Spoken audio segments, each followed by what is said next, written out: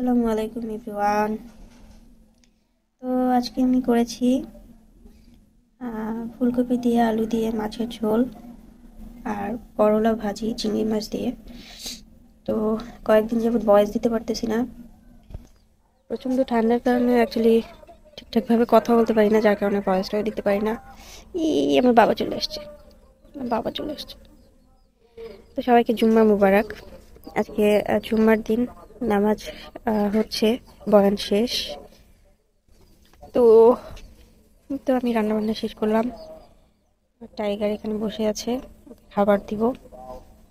আর কিছুদিন যাবত আমি ভয়েস দিতে পারতেছি না, এর একটা কারণ হচ্ছে, এক হচ্ছে আমি খুব অসুস্থ, ঠান্ডায় আমার গলা বসে গেছিলো কদিন আগে।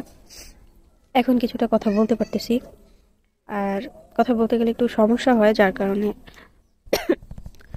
কথা বলতে পারতেছি না, ভয়েসও দিতে পারতেছি না। আর আরেকটা সমস্যা হচ্ছে আমার শাশুড়ি খুব অসুস্থ, যার কারণে ঠিকঠাকভাবে সেরকমভাবে সময় নিয়ে ভয়েসিং করা, ভিডিও মেক করা হচ্ছে না অ্যাকচুয়ালি। তো তাই বলে আমাকে কেউ ভুলে যাবেন না, আমি আবার আপনাদের মাঝে পুরনো রূপে ফিরে আসবো ইনশাল্লাহ। তো আজকে আমি রান্না করব ডিপ করা উস্তা ভাজি। আপনারা যদি আমার আগের ব্লগ ভিডিওটা দেখে থাকেন, সবজি সংরক্ষণ করা ভিডিওটা, তাহলে দেখে থাকবেন ওখানে আমি কিছু সবজি সংরক্ষণ করে রেখেছিলাম, কিভাবে সংরক্ষণ করতে হয় সেটা ওখানে দেওয়া আছে, আপনারা চাইলে দেখে আসতে পারেন, আমার চ্যানেলে দেওয়া আছে ভিডিওটা। তো এখানে আমি ভাজিটা করে নিব। আজকে যেহেতু আমি করলা ভাজিটা গুঁড়ো চিংড়ি দিয়ে করব, তাই একটু মশলা দিয়ে কষিয়ে নিব মাছটা।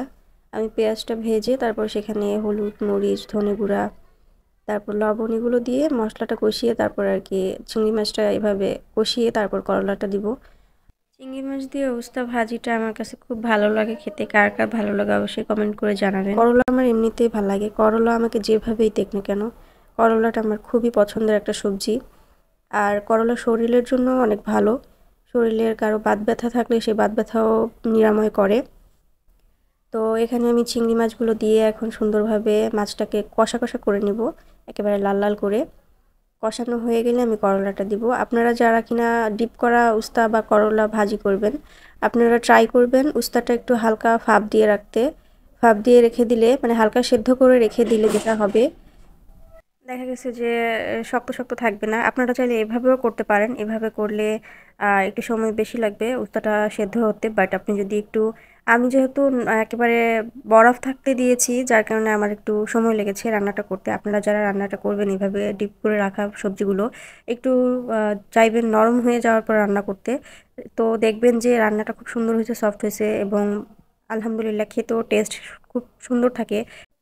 এরকম করে রেখে দিলে আপনাদের সবজিগুলো নষ্ট হবে না, আপনারা নিশ্চিন্তে কোথাও 4-5 দিনের জন্য একটা ট্যুরেও যেতে পারবেন। আমরা অনেক সময় দেখা গেছে বাড়িতে থাকা অবস্থায় সবজিগুলো যত্ন নিলেও বাহিরে চলে যাওয়ার পর সবজিগুলো অযত্নে নষ্ট হয়ে যায়। তো তখন আর এরকম ভয় থাকবে না, যার কারণে এরকম পদ্ধতিটা আমার কাছে খুব বেস্ট লাগে। আপনারা কে কোন জেলা থেকে আমার ভিডিওটা দেখছেন অবশ্যই কমেন্ট করে জানাবেন। আর আমার ভিডিওটা আপনাদের কাছে ভালো লেগে থাকলে একটা লাইক, কমেন্ট, শেয়ার করে দেবেন। আর আমার চ্যানেলটাকে সাবস্ক্রাইব করে দিয়ে পাশে থাকা বেল বাটনটা ক্লিক করে দেবেন, যাতে করে আমার ভিডিওটা আপলোড দেওয়ার সাথে সাথে আপনারা নোটিফিকেশন পেয়ে যান। ধন্যবাদ সবাইকে।